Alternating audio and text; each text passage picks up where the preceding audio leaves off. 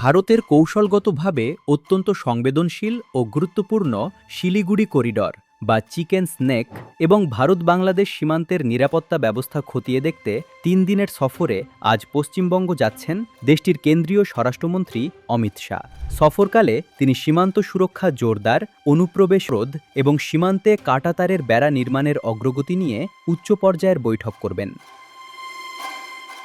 সংশ্লিষ্ট সূত্রমতে ৩ দিনের এই সফরে ভারতের কেন্দ্রীয় স্বরাষ্ট্রমন্ত্রীর বেশ কিছু গুরুত্বপূর্ণ কর্মসূচি রয়েছে। সফরের অংশ হিসেবে আগামী শনিবার শিলিগুড়ির জুমাগাছ সীমান্ত চৌকি বিওপি পরিদর্শনে যাবেন অমিত শাহ। সেখানে তিনি কর্তব্যরত বিএসএফ সদস্যদের সঙ্গে সরাসরি মতবিনিময় করবেন এবং তাদের খোঁজ খবর নেবেন। বাংলাদেশ ভারত সীমান্তের সামগ্রিক নিরাপত্তা পরিস্থিতি নিয়ে একটি উচ্চ পর্যায়ের বৈঠকে সভাপতিত্ব করবেন স্বরাষ্ট্রমন্ত্রী। বৈঠকে সীমান্ত দিয়ে অনুপ্রবেশ বন্ধ এবং ঝুলে থাকা কাঁটাতারের বেড়া নির্মাণ প্রকল্পের দ্রুত অগ্রগতি নিশ্চিত করার বিষয়ে আলোচনা হবে।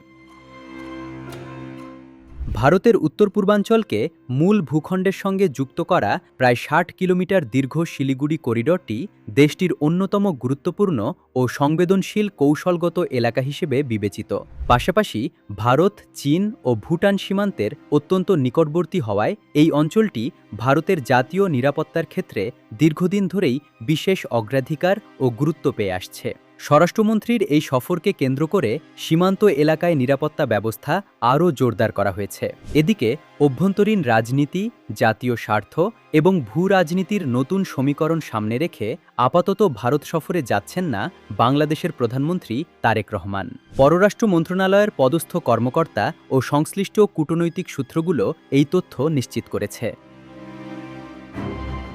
সূত্রগুলো বলছে, নতুন সরকার প্রধানের জন্য প্রথম দিল্লি সফর অত্যন্ত গুরুত্বপূর্ণ, স্পর্শকাতর ও চ্যালেঞ্জিং হলেও দুই দেশের বিদ্যমান পরিস্থিতির কারণে এই মুহূর্তে সফরের অনুকূল পরিবেশ নেই। কূটনৈতিক সূত্রগুলোর মতে, প্রধানমন্ত্রী হিসেবে তারেক রহমান দায়িত্ব নেওয়ার পর দ্বিপক্ষীয় সম্পর্কের নতুন যাত্রা শুরুর যে ঘোষণা দিল্লির পক্ষ থেকে দেওয়া হয়েছিল, বাস্তবে তার রূপ দিতে নরেন্দ্র মোদী সরকারের পক্ষ থেকে কার্যকর কোনো পদক্ষেপ নেওয়া হয়নি। অথচ পানি বণ্টন সহ ভারতের সঙ্গে বাংলাদেশের যে ধরনের অত্যন্ত গুরুত্বপূর্ণ ও সংবেদনশীল ইস্যু রয়েছে তা অন্য কোনো প্রতিবেশী দেশের সঙ্গে নেই।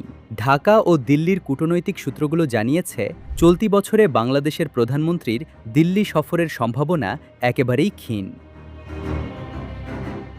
দিল্লি সফরের বিষয়টিকে আপাতত একপাশে সরিয়ে রেখে প্রধানমন্ত্রী তারেক রহমানের অন্যান্য গুরুত্বপূর্ণ বিদেশ সফরের প্রস্তুতি নিচ্ছে পররাষ্ট্র মন্ত্রণালয়। মন্ত্রণালয়ের কর্মকর্তারা জানিয়েছেন, আগামী সেপ্টেম্বর মাসের শেষের দিকে জাতিসংঘের সাধারণ পরিষদের অধিবেশনে যোগ দিতে নিউ ইয়র্ক সফরে যাবেন প্রধানমন্ত্রী। ইতোমধ্যে এই সফরের প্রাথমিক প্রস্তুতি শুরু হয়েছে। জাতিসংঘের সাধারণ অধিবেশনের পাশাপাশি পরবর্তীতে জাপান ও সৌদি আরব সফর নিয়েও পররাষ্ট্র মন্ত্রণালয়ে জোর প্রস্তুতি চলছে।